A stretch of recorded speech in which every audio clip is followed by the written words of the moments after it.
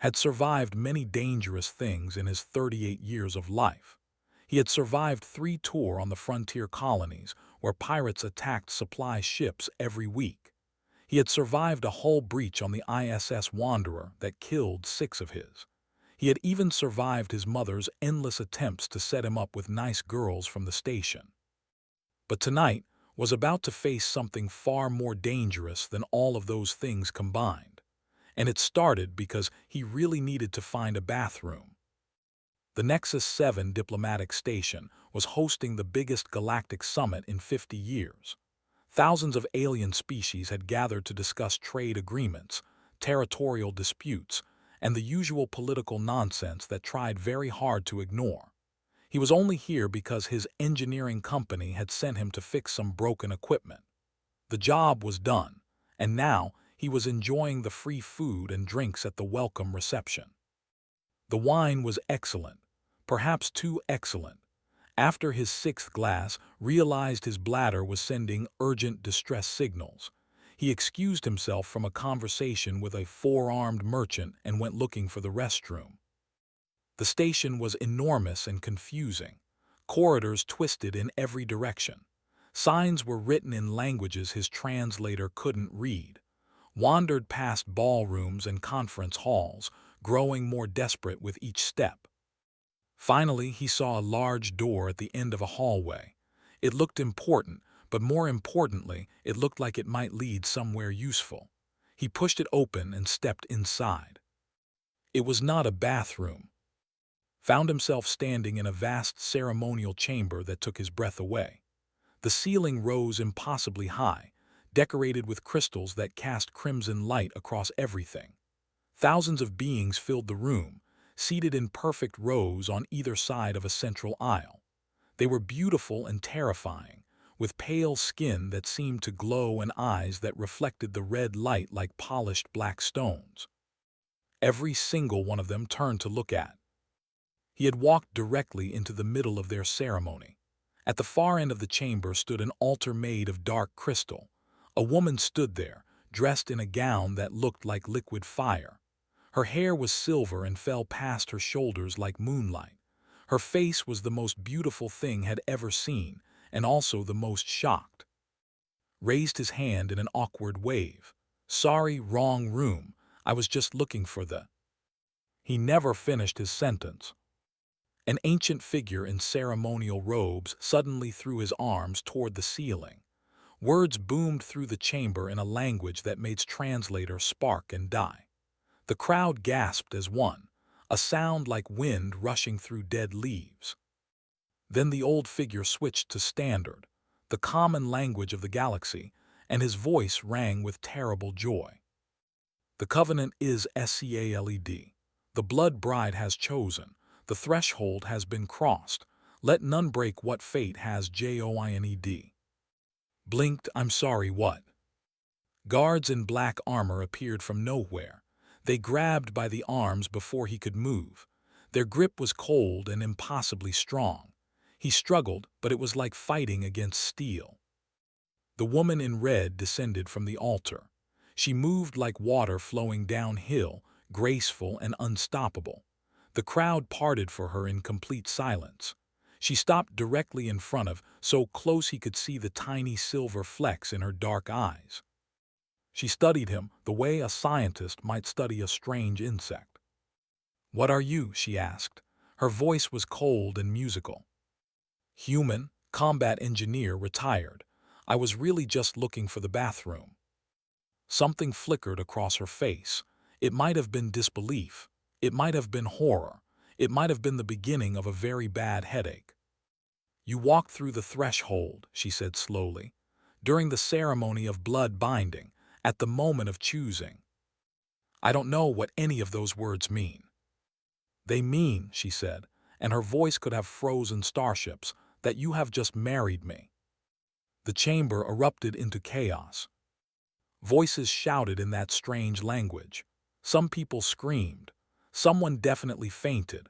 Saw beings arguing with each other, pointing at him, making gestures that probably weren't friendly. "Okay," said, trying to stay calm. That's obviously a mistake. We can fix this. There must be some kind of annulment process, a divorce clause, something." The woman's expression didn't change. "The blood bond has not been broken in 10,000 years. The last person who tried was executed. Their family was executed. Their servants were executed. Their pets were executed." "You killed their pets." "We were making a point." Looked around at the thousands of pale, beautiful, terrifying faces staring at him, with emotions ranging from fury to hunger. He looked at the guards holding his arms. He looked at the woman who was apparently now his wife. "I don't suppose," he said carefully, "that any of you could just point me to the bathroom and we could pretend this never happened." Nobody laughed. Nobody even smiled. An advisor rushed to the woman's side, speaking rapidly in their language. Dead translator offered no help, but he could read body language, and the body language said this was very, very bad. The woman held up one hand, and the advisor fell silent immediately. "I am High Princess," she announced, her voice carrying across the chamber. "Heir to the Crimson Throne, commander of the Blood Fleets, and apparently, as of 3 minutes ago, wife to a human who cannot find a toilet." "That's not entirely fair," said. "Your signs are very confusing." Turned to address the crowd. "The ceremony is concluded. The human will be taken to secure quarters. Council members will gather in 1 hour to discuss." She paused as if searching for words. "This situation." The guards began dragging toward a side door. He twisted to look back at the chaos he had accidentally created, at the fury on 1,000 alien faces. "For what it's worth," he called out, "I'm sure you would have made a lovely bride for whoever was actually supposed to marry you." Zai twitched. "Take him away," she said, "before I decide the execution option is worth revisiting." As the guards pulled into the darkness of the corridor, one thought kept running through his mind. His mother had always wanted him to get married. She had always said he would find someone when he least expected it. He really wished she had been wrong about that. The diplomatic vessel Crimson Eternity was the most beautiful prison had ever seen. His quarters had velvet walls the color of dried blood, furniture carved from some kind of black crystal, and windows that showed the endless stars rushing past as the ship traveled through space. It also had guards outside every door and no way to contact anyone outside the ship. 3 days had passed since the wedding disaster. 3 days of sitting alone, eating strange food that was delivered by servants who refused to speak to him, and wondering if he was going to be executed, eaten, or something even worse. Was not good at sitting still. His hands needed work. His mind needed problems to solve. So he did what any good engineer would do in a hopeless situation. He started taking notes. He mapped the guard rotations by listening to their footsteps in the corridor. He studied the food trays to understand what materials they used. He examined every inch of his quarters, looking for weaknesses, exits, anything useful. On the 4th day, someone finally came to see him. The door opened and walked in. She wore a simple black dress instead of her ceremonial gown, and her silver hair was pulled back from her face. Without the dramatic lighting of the ceremony chamber, she looked younger, also tired. The shadows under her eyes suggested she had not been sleeping well. "Human," she said. He corrected, "We're married now. You should probably use my name." Her jaw tightened. "I did not come here to exchange pleasantries." "Why did you come?" Was silent for a long moment. Then she crossed the room and sat in the chair across from him. It was the first time she had shown any sign of treating him like a person instead of a problem. "I need to explain your situation," she said, "so you understand why escape is impossible and cooperation is your only option." "I'm listening." She told him about her people were ancient, she explained. They had traveled the stars for longer than humans had existed. They were stronger than most species, faster, harder to kill. They could live for thousands of years if nothing destroyed them. They also needed blood to survive. Not constantly, like the vampire legends remembered from old Earth stories, but regularly enough that it shaped their entire culture. They had learned to synthesize blood centuries ago, but the old traditions remained. The old hungers remained. The blood wedding is our most sacred ceremony, continued. It was created in ancient times to prevent wars between noble houses. When a royal stands at the altar, the first being to cross the threshold becomes their eternal mate. The bond is unbreakable. It is written into our laws, our religion, our very biology. What do you mean, biology? Hesitated. The ceremony does something to us, changes us. I can feel you now even when you are not in the room, your heartbeat, your emotions. It is uncomfortable. Thought about that, so you're stuck with me. Yes. And there's really no way out. The last person who tried to break a blood bond died screaming. Their mate died with them. The bond connects us now. If you die, I may die. If I die, you may die. We are tied together until one of us finds a way to end it that does not involve ending us. Leaned back in his chair. This was worse than he had thought. So what happens now? Now, said, I deal with the political disaster you have created. She explained the rest of it. The wedding had been arranged to seal an alliance with a powerful noble named Lord, controlled a large portion of the military. He had expected to marry and use that marriage to increase his power. Instead, a random human had stolen his bride. He is demanding your death, said.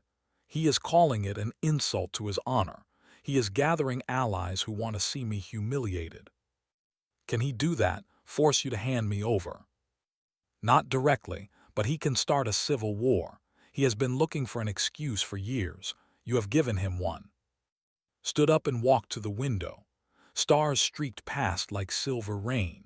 Somewhere out there, Earth was spinning along without him, completely unaware that one of its citizens had accidentally married alien vampire royalty. I didn't ask for this, he said quietly. Neither did I. They stood in silence for a while, could feel something strange at the edge of his awareness. A coldness, a heaviness, a sense of being watched from the inside. He realized it must be the bond had mentioned. He was feeling her presence the same way she was feeling his. What was your plan? He asked finally. Before I ruined everything, were you going to marry? I was going to do my duty. That's not an answer.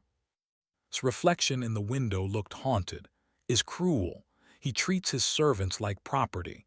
He has killed 3 wives already, though he claims they died of illness. She paused. I was not looking forward to the marriage, but I would have done it to prevent war. And now? Now I am married to a human who cannot find a bathroom, and war is coming anyway, and I do not know what to do. Her voice cracked slightly on the last words. Just for a moment, the cold princess disappeared and saw someone young and scared and very alone. He turned to face her. I can't undo what happened, but I'm not useless. I'm an engineer. I solve problems. Maybe I can help solve this one. You know nothing about politics. Then teach me. Looked at him for a long moment. Something shifted in her expression. Not trust, not yet, but maybe the beginning of curiosity. Why would you help me? She asked. I am your captor. Because that bond you mentioned goes both ways. If you die, I die. That makes your problems my problems. He smiled slightly. Besides, I've been sitting in this room for 4 days. I'm bored out of my mind. Give me something to do. That night the first assassins came. They slipped through the air vents like shadows, 3 of them, moving with deadly silence towards bed. They did not know that Never slept well in unfamiliar places. They did not know that he had already identified the air vents as a security weakness. They did not know that he had spent the evening rigging the vent covers with an alarm made from dinner utensils. The clanging woke the whole corridor. Rolled off the bed as the first assassin lunged. He was not a fighter, not really, but he was quick and he was smart. He threw a chair. He kicked a table into their path. He made noise, lots of noise, because noise meant guards and guards meant survival. The door exploded inward, came through it like a hurricane made of fury. Her eyes blazed red in the darkness. Her fingers had become claws. She moved faster than could track, and where she moved, assassins screamed. It was over in seconds. 3 bodies lay on the floor, stood among them, breathing hard, her claws dripping with dark blood. "'Smen," she said. "I figured." She looked at the chair he had thrown, at the alarm system made from forks and spoons, at the human who had survived an attack that should have killed him. "You are not what I expected," she said slowly. "Neither are you," he gestured at the bodies. "Thank you for saving me." Wiped her claws on one of the assassin's cloaks. Her expression was unreadable.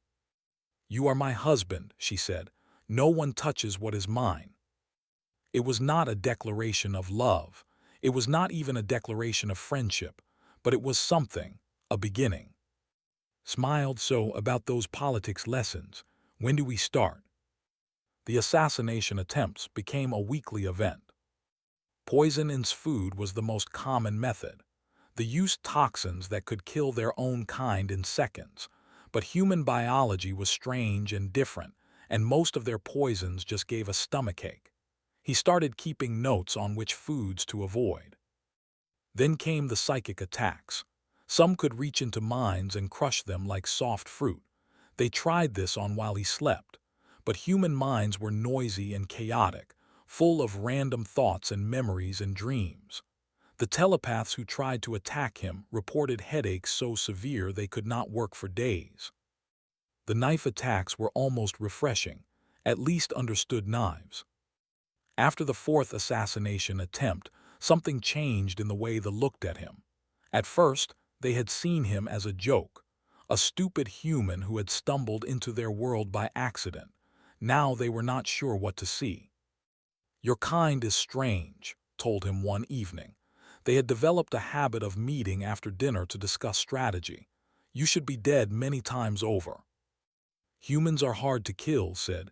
"It's kind of our thing. We're not strong like you, not fast, not powerful, but we're stubborn. We adapt. We survive. The poison that failed last week has killed nobles. I spent 3 years on a colony world where half the plants were toxic. My stomach learned to handle bad things." He shrugged. "Every human has stories like that. We live in places that should kill us, eat things that should poison us, survive disasters that should end us. It's who we are." Studied him with those dark, ancient eyes. "I am beginning to think my people underestimated your species." "Most species do. We're used to it." The lessons continued. Taught about the noble houses, the political alliances, the ancient grudges that shaped society. Absorbed it all with the focus he usually reserved for engineering problems. He asked questions that made pause and think. He found connections she had missed. He approached her world like a machine that needed to be understood before it could be fixed. In return, taught about humanity. He showed her card games and explained why they mattered. Games taught humans to read each other, to bluff, to calculate odds. They were training for life. He introduced her to coffee, smuggled aboard by a sympathetic crew member who had grown tired of watching suffer, was horrified by the bitter taste, then fascinated, then quietly addicted. She drank 3 cups a day now and pretended not to enjoy them. Most importantly, he showed her that strength did not mean standing alone. "You carry everything yourself," he told her one night when she looked particularly exhausted. "The responsibility, the decisions, the fear. You don't let anyone help. Royalty does not show weakness. Asking for help isn't weakness, it's intelligence. One person can't know everything, can't do everything. The leaders are the ones who build good teams." Was quiet for a long time after that. The blood bond grew stronger as weeks passed. Could feel some emotions more clearly now. He knew when she was worried about a council meeting before she said anything. He knew when the weight of her duty pressed down on her so heavily she could barely breathe. But the bond went both ways. Through felt something she had never experienced before. Human emotions were warm and chaotic and strangely hopeful. Even in bad situations, humans looked for solutions. They believed things could get better. It was infectious. Meanwhile, spent every spare moment in the ship's library. They had records going back thousands of years and read them all. History, science, biology, legends. He was looking for something, though he was not sure what. He found it in a file that had been locked away and forgotten. The record was 8,000 years old. It described a time when a human had bonded with a queen, not by accident but on purpose. The two species had been experimenting with the blood bond, trying to understand its limits. What they discovered changed everything. Humans were not just compatible with the blood bond. They were uniquely compatible. Something about human biology, human minds, human adaptability made them perfect partners for bonding. Together, the bonded pairs achieved things neither species could achieve alone. The human partnerships had been unstoppable. They built an empire that spanned half the galaxy. They created technologies that still worked thousands of years later. They brought peace to regions that had known only war. And then the record stopped. Dug deeper, he found fragments of other documents, bits and pieces that told a shameful story. The nobles had grown jealous. They hated that their golden age had been built with the help of lesser beings. They hated that humans who lived such short lives could make them stronger. So they had hidden the truth. They had buried the records. They had rewritten history to remove any mention of human partnership. They had forbidden contact with Earth and its people. For 8,000 years they had kept this secret. They had crippled themselves out of pride. Brought his discovery too. "This is why they're afraid of me," he said, spreading the ancient files across her desk. "Not because I'm weak, because together we're stronger than they are alone." Read the files in silence. Her hands trembled slightly. "If this is true," she said finally, "then everything we believe about ourselves is wrong." "It's true, I've checked the science. The blood bond doesn't just connect us emotionally, it shares abilities. Your people gain our adaptability, our creativity, our stubborn refusal to quit. We gain your strength, your speed, your longer lives. The nobles will never accept this. The nobles are the ones who created the problem. They chose pride over power. They chose isolation over growth." Leaned forward. "But you don't have to make the same choice." Stood and walked to the window, the stars reflected in her eyes. "Has declared blood feud," she said quietly. "His fleet is mobilizing. Civil war is coming, and I do not have enough ships to stop him." "Then let's find another way." "What other way? We are outnumbered, our allies are few. The council is divided." Joined her at the window. He could feel her fear through the bond, her desperation, her exhaustion. But underneath all of that, he felt something else. A tiny spark of hope that had not been there before. "Your military thinks in straight lines," he said. "Big ships, big guns, overwhelming force. But that's not the only way to fight." "What do you suggest?" Smiled. It was the smile of an engineer who had finally found a problem worth solving. "I suggest we show them what humans can do." Armada darkened the stars above Prime like a swarm of metal locusts. 300 warships hung in perfect formation, their weapons charged and ready. Against them, the Loyalist fleet numbered barely 80 vessels. The math was simple, the outcome seemed certain, but had not accounted for. The War Council had gathered in the command center of the orbital defense station. Admirals in decorated uniforms argued with each other in raised voices. Nobles pointed at holographic maps and blamed each other for the crisis. Everyone had a plan. Everyone's plan involved some version of fighting bravely and dying with honor. Pushed his way to the central display table. "Everyone shut up," he said. The room went silent. did not speak to nobles that way. Humans certainly did not speak to that way. Thank you, pulled up new holographic displays. I've spent the last month studying your ships, your weapons, your tactics. You want to know what I found? No one answered. You've been fighting each other for so long that you've forgotten how to innovate. Your technology is beautiful, elegant, sophisticated. It's also predictable. Every ship in its fleet has the same weapons, the same shields, the same design, because tradition says that's how it's done. An admiral stepped forward. This is insult. Our ships have conquered star systems. Your ships conquered star systems 8,000 years ago. Since then, you've been fighting the same battles with the same tactics against the same enemy. You've been stagnant, gestured at the display. Shields all operate on the same harmonic frequency, every single one, because standardization is efficient. But it also means that if someone figures out that frequency, they can cut through every shield in his fleet. The room grew very quiet. I've figured out the frequency, said, but that's just the beginning. He laid out his plan. It was not elegant. It was not traditional. It was the kind of plan that a species built on adaptation and desperation and stubborn creativity would create. First, the cargo ships. The Loyalist fleet included dozens of freight vessels that had never been designed for combat, had spent weeks working with their crews, installing improvised weapon systems, mining lasers that could slice through hull plating, magnetic grapples that could latch onto enemy ships, explosive cargo pods that could be launched into enemy formations. Second, the fighter squadrons. Pilots were trained in formal combat maneuvers that had not changed in centuries, had taught them something different.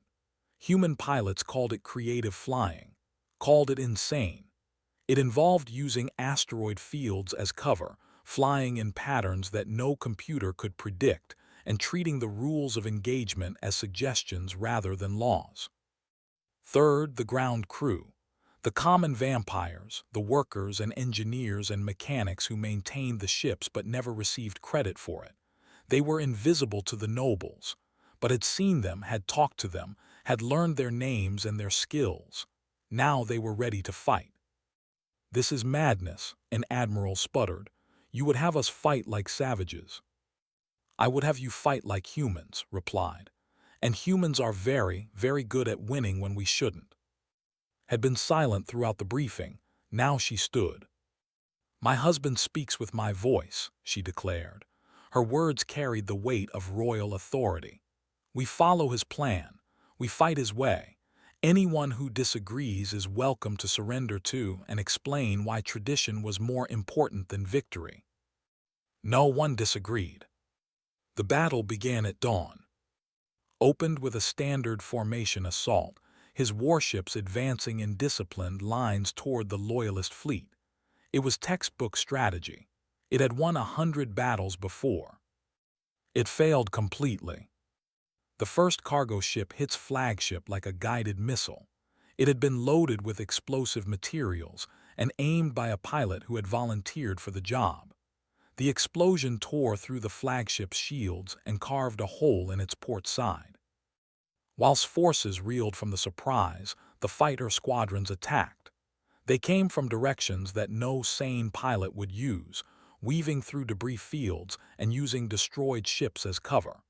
They targeted communication relays, sensor arrays, anything that would blind and confuse the enemy fleet. Coordinated from the command center of the Crimson Eternity, stood beside him, her hand on his shoulder. The blood bond connected them in ways that went beyond words. He felt her strength flowing into him, steadying his nerves. She felt his creativity, his quick thinking, his absolute refusal to accept defeat. They worked as one mind in two bodies. Squadron 3, fall back to position Delta. Mining laser teams, target the engines on those cruisers. Ground crews, begin the boarding operations. The battle raged for hours. Ships burned and broke apart. Lives were lost on both sides. But slowly, impossibly, the tide began to turn.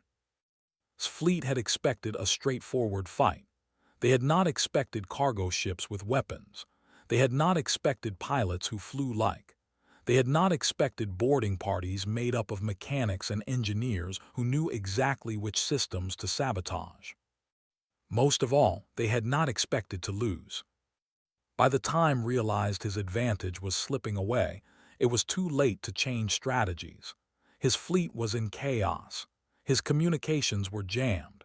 His ships were being picked apart by enemies who refused to follow the rules.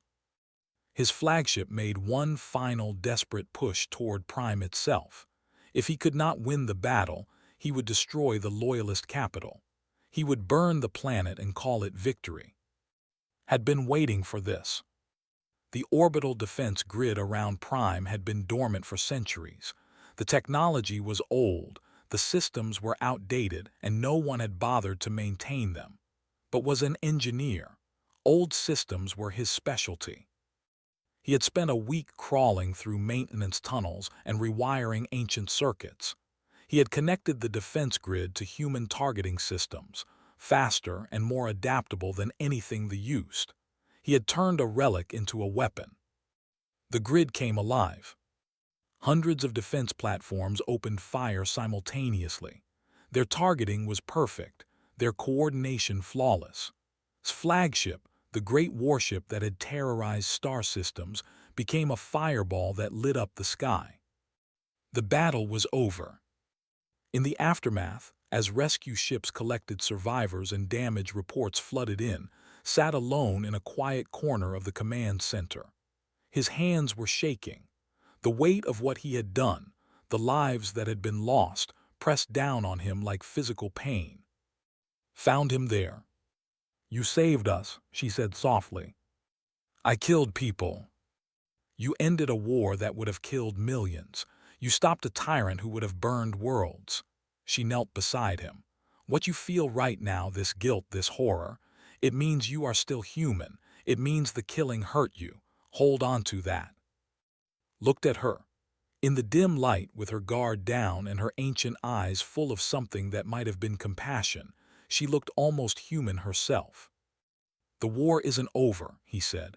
"Is dead, but his allies are still out there. The noble houses are still divided, and now everyone knows what a human can do." Nodded slowly. "Some will want to study you, others will want to destroy you. You have made yourself a target." "I was already a target. At least now I'm a useful one." She helped him to his feet. Outside the window, the stars were returning to their natural positions as the debris from the battle cleared. Somewhere down there on Prime, people were celebrating. They did not know yet how much had changed. "What happens now?" asked. Took his hand. Her grip was cool and steady. "Now we rebuild, and we prepare for what comes next." Woke to find asleep in a chair beside her bed. She had been unconscious for 3 days. The battle had taken more from her than she had admitted. When her last reserves of strength had finally given out, had carried her from the command center himself. The guards had tried to stop him, insisting that a human should not touch the High Princess. He had ignored them. Now he sat with dark circles under his eyes, his chin on his chest, his hand wrapped around hers. He looked exhausted and worried and completely at peace, all at the same time. Watched him sleep and tried to understand what she was feeling. 3 months ago, this man had been a stranger who wandered into her wedding by accident. He had been an embarrassment, a problem, a threat to everything she had worked for. She had wanted him gone. Now she could not imagine her life without him.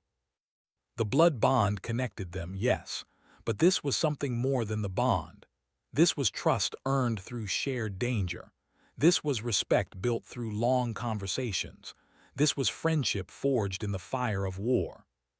She squeezed his hand gently. Woke with a start. "You're awake. How do you feel? Are you in pain? Should I call the doctors?" "I am fine," she smiled, and it felt strange on her face. She had not smiled genuinely in years. "You look terrible." "I've been worried. For 3 days. You nearly died, Sierra. You stopped breathing twice. The doctors didn't know if you would wake up." His voice cracked. I couldn't lose you, not after everything. Sira, no one had called her that since she was a child. The informal name should have felt disrespectful. Instead, it felt warm. You stayed with me the whole time, she said. Where else would I be? The weeks that followed were filled with challenges. Was dead, but his faction had not disappeared. Noble houses that had supported him needed to be dealt with. Some surrendered and begged for mercy. Others retreated to their territories and made plans for revenge. The council demanded answers. They wanted to know how a human had turned the tide of battle. They wanted to know what was and what he could do. Some wanted to study him like a laboratory specimen. Others wanted him executed before he could threaten their power. Faced them all with a calm that surprised everyone, including himself. I'm not a weapon, he told the council. I'm not a miracle. I'm just a human who was in the wrong place at the wrong time and decided to make the best of it. Your technology beat, not me. Your people fought the battle, not me. I just helped you see what you already had. You rewired our entire defense grid, one noble accused. Your defense grid was outdated. I modernized it. Any good engineer could have done the same if you had asked. Humans are supposed to be primitive. Laughed. It was not a kind laugh. Humans built starships before we had proper medicine. We walked on our moon using computers less powerful than a child's toy. We spread across the galaxy in 3 centuries when it took most species 1,000 years. We are many things, but primitive is not one of them. The council did not vote to execute him. Something more important was happening outside the council chambers, had become famous among the common. The workers and engineers and soldiers who had fought in his improvised fleet told stories about him. The mechanics who had boarded enemy ships remembered how he had learned their names, had listened to their ideas, had treated them like people instead of tools. Petitions arrived at the palace. Thousands of names signed to messages asking that be protected. Crowds gathered in the streets, not to protest against him but to support him. For the first time in recorded history, the voice of the common people influenced a decision of the crown. They love you, said, watching the crowds from her window. They don't love me, they love what I represent, a future where everyone matters, a future where tradition doesn't mean stagnation, stood beside her. Your people have been ruled by nobles for too long. They've been told their opinions don't matter, their voices don't count. I showed them something different. You're changing us. Someone had to. Earth's government made contact 2 months after the battle. They had heard rumors of a human who had married into royalty. They wanted explanations. They wanted alliances. They wanted to understand what was happening. The diplomatic vessel arrived at Prime carrying a delegation of senators, scientists, and military advisors. They expected to find as a prisoner or a puppet. They found something else entirely, and received them together in the throne room. They stood as equals, the human engineer and the vampire princess, united by bond and by choice. The delegation did not know what to make of them. The lead ambassador asked the question everyone was thinking. Do you have any regrets, mister, about what happened? She looked back at him. Something passed between them that needed no words. I was looking for the bathroom, said. I found something better. That is not an answer. Yes, it is, he smiled. Every good thing in my life has come from accidents. Getting stationed on the frontier colonies where I learned to think creatively. Surviving the hull breach which taught me how precious life is. Walking into that ceremony which brought me here. And here is where you want to be. Took's hand, here is where I belong. The negotiations that followed would reshape the galaxy. Humans and began working together for the first time in 8,000 years. Trade agreements were signed. Cultural exchanges were arranged. Scientists shared research that had been kept secret for. Not everyone was happy. Some nobles resented the changes and plotted in the shadows. Some humans distrusted the vampires and warned of hidden dangers. Change is never easy, and change this big was hardest of all. But the tide had turned. 1 year after the accidental wedding, and attended the first human cultural festival on Prime. The streets were filled with beings from both species, sharing food and music and stories. Children played together without caring about differences. Old enemies discovered they had more in common than they had believed. A chef was arguing passionately with a human grandmother about the proper way to prepare garlic bread. The dish had become strangely popular among younger, much to the horror of traditionalists who remembered when garlic was considered a weapon against their kind. Watch taste her first slice of pizza. Her expression moved from suspicion to confusion to reluctant pleasure. "This is acceptable," she admitted. High praise from vampire royalty. She threw a napkin at him. He caught it and laughed. Around them, the festival continued. Two species that had been strangers were becoming friends. Two cultures that had been separate were learning to grow together. It was messy and imperfect and sometimes painful. It was also beautiful. Later that night and stood on the palace balcony looking out at the celebration below. Music drifted up from the streets. Lights sparkled like earthbound stars. The future spread out before them, uncertain but full of possibility. "Thank you," said quietly. "For what?" "For finding the wrong door."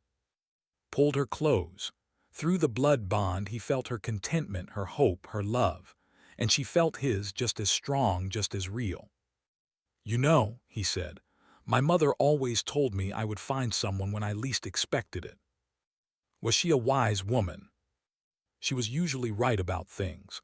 I should call her. Explain that her son accidentally married an alien vampire princess. Laughed. It was a sound that had worked months to hear, and it was worth every moment. "Perhaps we should visit Earth," she suggested. "I should meet my mother-in-law. She's going to love you. I am an ancient vampire who drinks blood and rules an interstellar empire. Like I said, she's going to love you." Below them, the festival continued. Above them, the stars waited.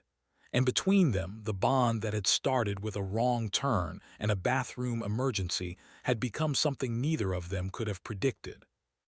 It had become home,